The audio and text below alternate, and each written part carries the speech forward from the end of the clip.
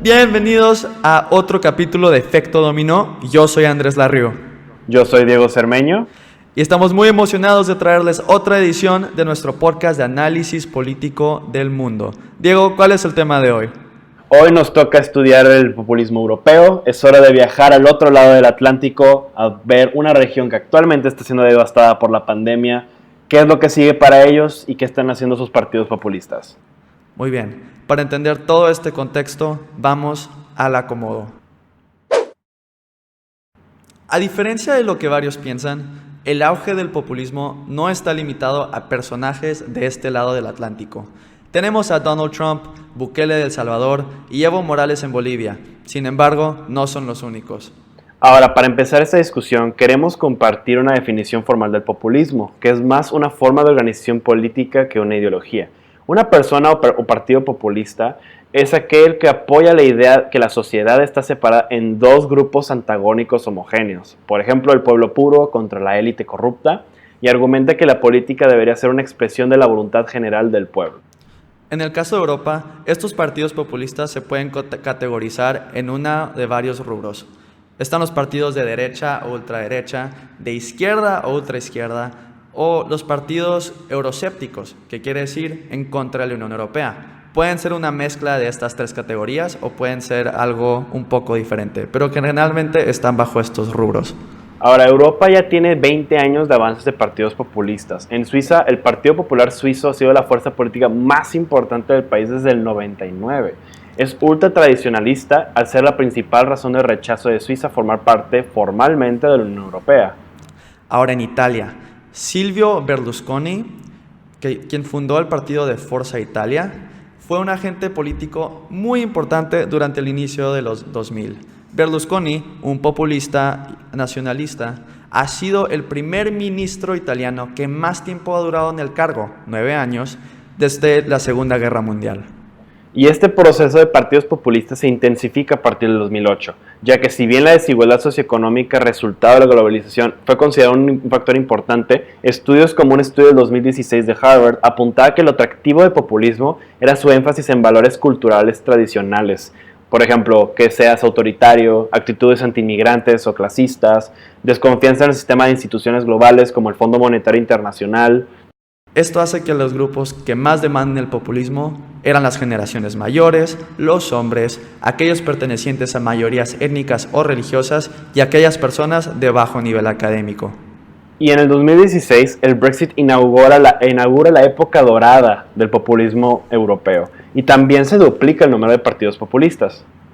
Vamos a mencionarles muchos líderes populistas en este momento. Muchos de estos que les vamos a decir son fuerzas políticas importantes, pero hay algunos que son más débiles. Sin embargo, para hacerle justicia, vamos a mencionar la mayoría de los que existen en Europa.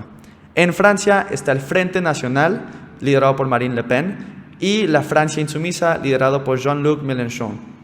También está el partido en el Reino, ahora vamos al Reino Unido. Está el Partido de la Independencia del Reino Unido y el Partido del Brexit, liderados por Nigel Farage. Ahora, en Austria teníamos el Partido de la Libertad de Austria, liderado por Norbert Hofer, y el Partido por la Libertad en Holanda, de Geert Wilders.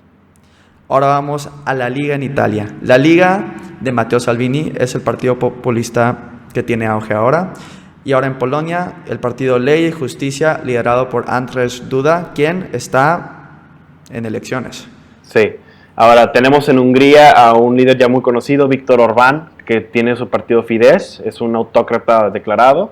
En Alemania tenemos Alternativa para Alemania, que tiene una mezcla entre antiglobalización y un ala neonazi. Ahora vamos al Vox en España, liderado por Santiago Abascal, de quien vamos a hablar muy pronto. Y finalmente está el partido Syriza en Grecia. En 2018 se registraba que 1 de cada 4 europeos votaba por partidos populistas, esto de acuerdo a The Guardian. Y en estos momentos están en coalición varios de estos en el Parlamento Europeo bajo la coalición Identidad y Democracia. Originalmente todos querían unirse a una facción que se llamaría El Movimiento, pero se distanciaron de él gracias a la participación de Steve Bannon, que fue director de campaña de Donald Trump, ya que es acusado de interferir en elecciones de manera digital con desinformación, sobre todo después de la intervención de Cambridge Analytica en Reino Unido. Y ahora, para ver el impacto del COVID-19 a estos partidos políticos, vamos a nuestra siguiente sección.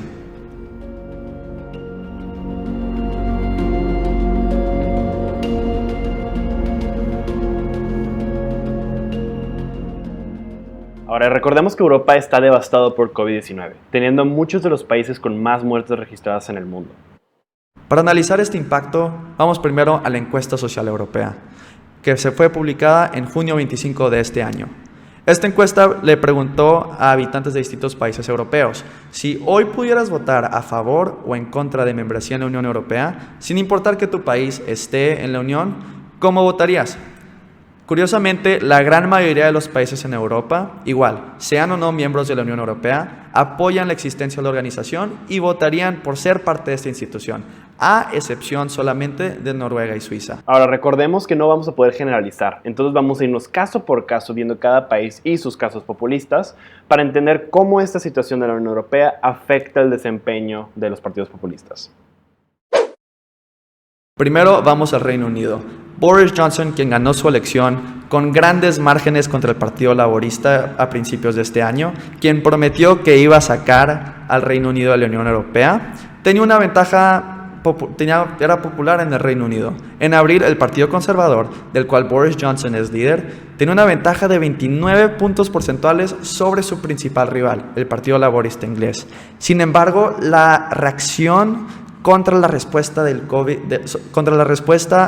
gobierno de Johnson contra el COVID-19 ha sido fatal. Basado en encuestas en junio, esa diferencia se ha reducido a solo 3 puntos porcentuales, según un análisis de Bloomberg.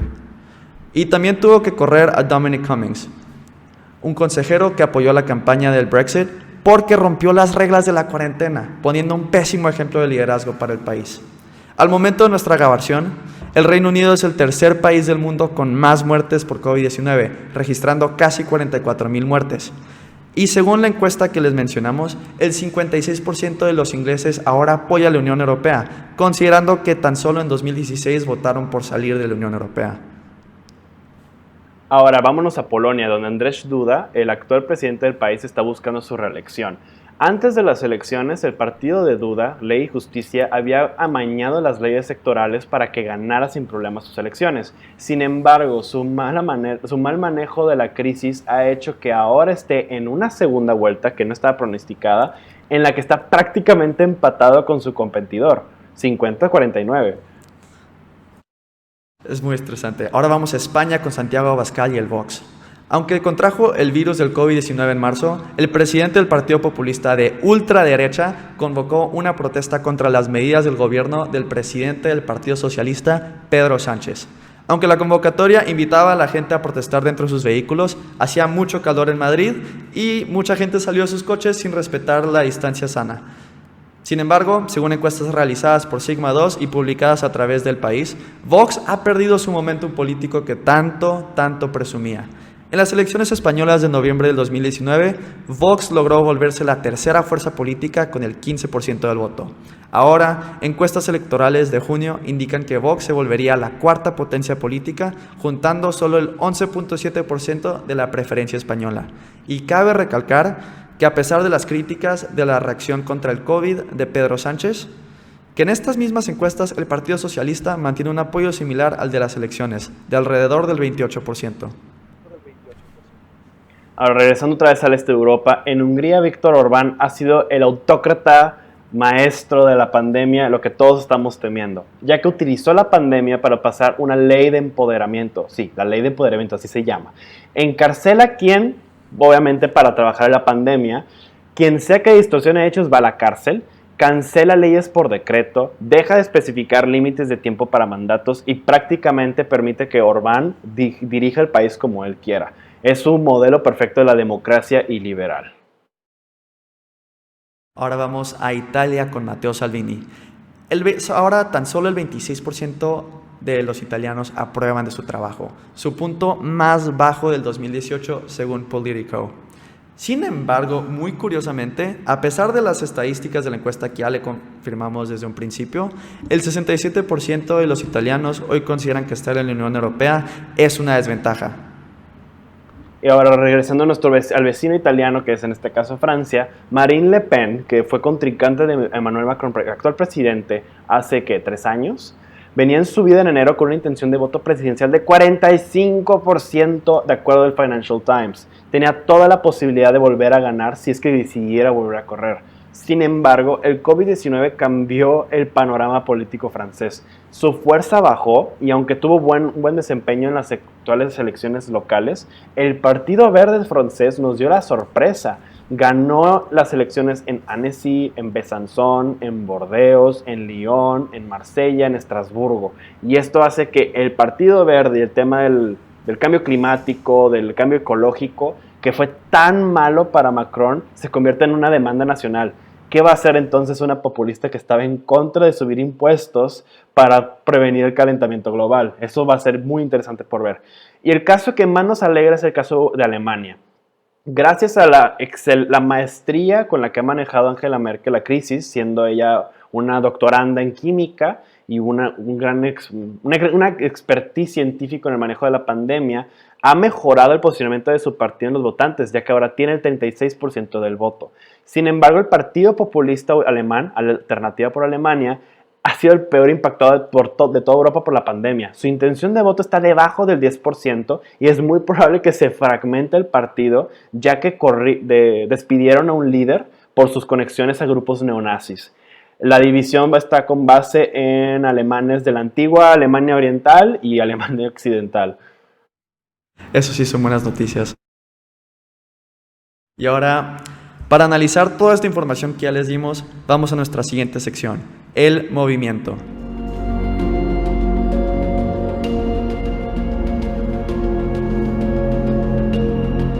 A todo esto, entramos en nuestra sección del movimiento. Pero primero que nada, ¿qué impresiones teníamos del populismo? ¿Con qué impresiones entramos nosotros dos, Andrés? Pues fíjate que a mí el populismo me molesta mucho, porque el populismo va a buscar a dividir a la población y polarizarla en dos grupos que no necesariamente representan a la población. Entonces, estás diciendo que el pueblo puro supuesto que existe, de cierta manera es universal.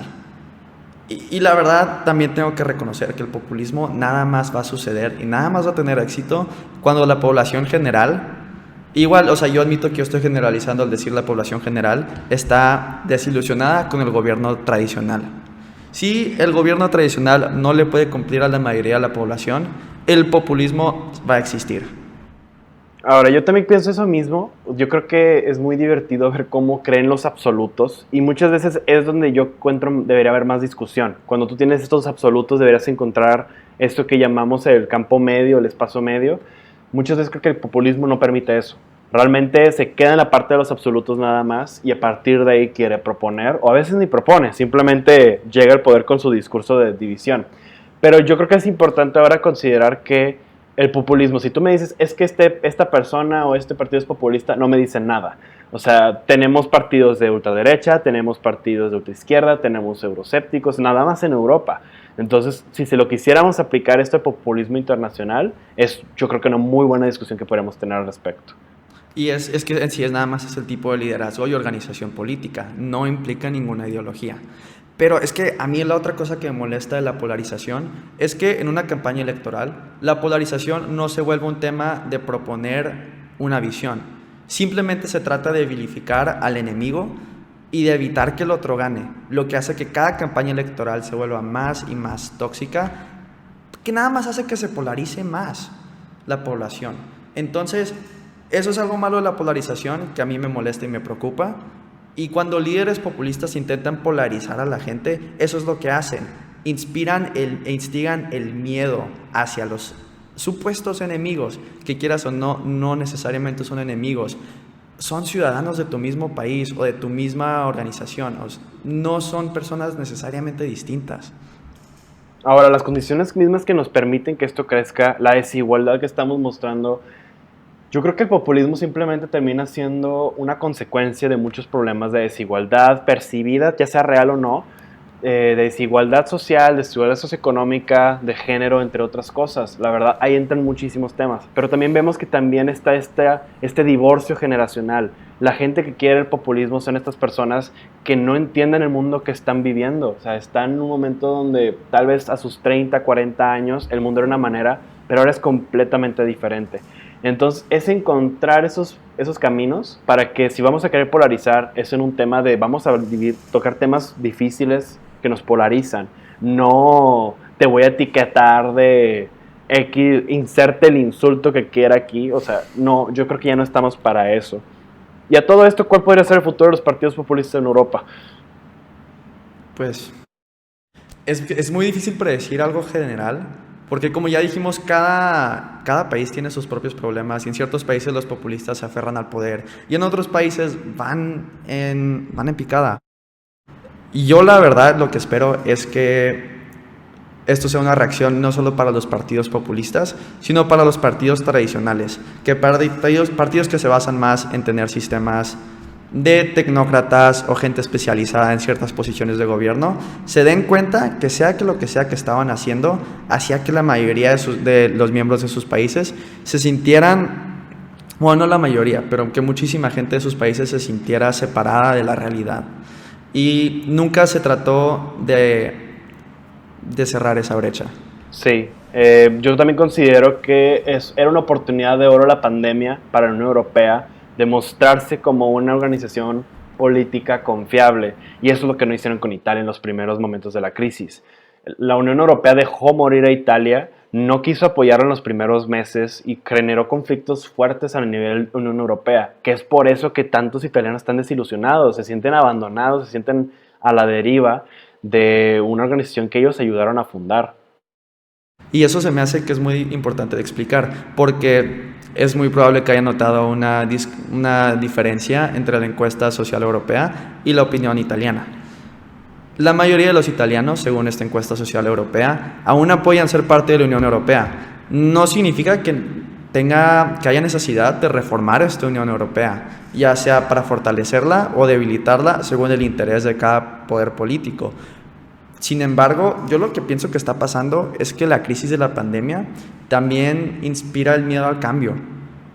Estás en un punto de crisis tan feo, fatal, donde miles y miles de personas están muriendo y perdiendo, y millones de personas están perdiendo estabilidad económica, que un cambio drástico a un sistema pues da miedo.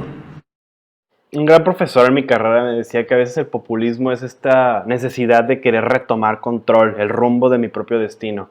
La pandemia yo creo que ha sido el manazo, o sea, el golpe más fuerte a esta aspiración de querer ser independiente, de querer hacer lo que podamos, porque ahora no podemos ni salir de nuestras casas. Entonces, este tema del populismo va a ser interesante porque yo creo que el populismo se va a tener que reformar. No vas a poder nada más decir, yo quiero llegar acá, porque ahora te toca gobernar. Gobernar no es una situación que se pueda resolver con discursos ni con polarizaciones. O sea, al final necesitas expertise, necesitas tecnócratas, necesitas gente que sepa qué está pasando y necesitas generar confianza. Entonces, yo creo que o los populistas se van a tener que tecnocratizar o empezar una discusión un poco más abierta, o vas a tener que lograr encontrar una manera de realmente incluir a todas las personas que quieren realmente aportar. No podemos tener a personas que están mal informando, no podemos tener personas que están esparciendo mentiras, esparciendo miedo, o peor, que están acosando y atacando ciudadanos, muchos por su color de piel o su religión. Eso sí es muy preocupante, pero una cosa más que voy a decir de cómo tienen que cambiar los partidos populistas. Como mencionaste con Le Pen y Francia, es claro que movimientos ambientalistas están recuperando poder en Europa y se va a hacer una prioridad política. Sin embargo, muchos de estos partidos populistas, especialmente los partidos de ultraderecha, no necesariamente apoyan subir impuestos y apoyar medidas ambientalistas, lo que va en completa contradicción de sus campañas electorales. Entonces, si de verdad los movimientos ambientalistas ganan más poder político, entonces estos partidos populistas de ultraderecha ya no van a estar al tanto de la realidad, ni de la realidad política, ni de la realidad de nuestro mundo. Y eso va a hacer que pierdan cualquier poder que hayan logrado conseguir. Sí, y al final no vas a representar a la gente, ese pueblo que tú dices representar. Y ahora realmente veamos que realmente pueden representar al pueblo, sobre todo aquellos que se quieren salir de la Unión Europea, porque para hacerlo tienen que entrar a la Unión Europea, para hacerlo tienes que usar procesos europeos. Y a mí sí me hace muy importante ver esto, porque como ya dijimos, hay dos coaliciones importantes en el Congreso Europeo de partidos populistas. Sin embargo, están llegando a través de los mismos medios que tanto dicen odiar. Entonces a mí lo que se me hace es que lo que hacen es exagerar un discurso para después intentar influenciar las decisiones de la Unión Europea para que favorezcan ciertos puntos políticos. Y te voy a decir por qué. Porque el objetivo de salirse de la Unión Europea, tal como lo hizo el Reino Unido, trae caos económico. El Reino Unido tuvo muchísima inestabilidad económica por años después de ese referéndum. Y lo sigue teniendo, y aún peor a través del Brexit. Y a través de esta pandemia, que el Fondo Monetario Internacional predice que el Reino Unido su economía se va a encoger alrededor de un 10%. Ahora, digo esto que no creo que de verdad vayan a abogar por salirse de la Unión Europea realmente, porque no les conviene políticamente. Es más fácil inspirar a la gente con promesas que con un acto que vaya a inspirar su gratitud. Eso se les va a olvidar. El hecho de que han logrado la salida de la Unión Europea se le va a olvidar a la gente. Pero si le sigues prometiendo eso sin en verdad realizarlo y solo hacer semblanzas simbólicas de que te estás acercando y se están acercando, así es como se mantienen en poder político. Y al fin de cuentas el interés de un político es mantenerse en poder. Uno de los intereses, claro. No, y de hecho es lo que generó mucho conflicto en Reino Unido en las últimas elecciones, porque decían, a ver, es que ¿a qué voté cuando dije Brexit? Había gente que esperaba que nos iban a tener un super trato, pero la Unión Europea no lo voy a permitir. La Unión Europea en ese momento tenía una Hungría y una Polonia que se estaban volviendo prácticamente locas en el sentido de necesitamos salirnos ya. Entonces el Reino Unido era el mejor ejemplo para mostrar lo difícil, lo doloroso, lo caótico que es una salida de la Unión Europea. Y esto ni siquiera, considerando que la Unión Europea y Reino Unido tienen una relación medio caótica toda la historia, y era un poco más factible la idea de yo me voy a hacer solo. Polonia, Hungría colindan con Alemania, colindan con la República Checa, estos países que son muy europeos. Entonces, eso yo creo que obviamente hace que esos países digan, ¿sabes qué? Tal vez no creo que esté tan padre, no me está gustando, no está tan divertido, está muy fea la situación, pero también los obliga a que replantearse sus necesidades, y eso va a encontrar a esos votantes porque se van dando cuenta que les van a fallar. Entonces yo creo que muchos partidos populistas van a quedar a deber ahí, pero habrán otros partidos populistas que van a tomar la oportunidad para reformarse. Porque recordemos que el populismo no es necesariamente una ideología, nada más es una manera de organización política y una manera de liderazgo político. Y esto ha sido todo por este episodio de Efecto Dominó. Muchas gracias por escucharnos. Asegura de suscribirte a nuestro canal de YouTube y seguirnos en Spotify. También síguenos en redes sociales a @efecto_dom. Ya también tenemos página de Facebook, así que asegura de darte like para estar al tanto de nuestros episodios. Yo soy Andrés Larriu. Yo soy Diego Cermeño. Nos vemos a la próxima.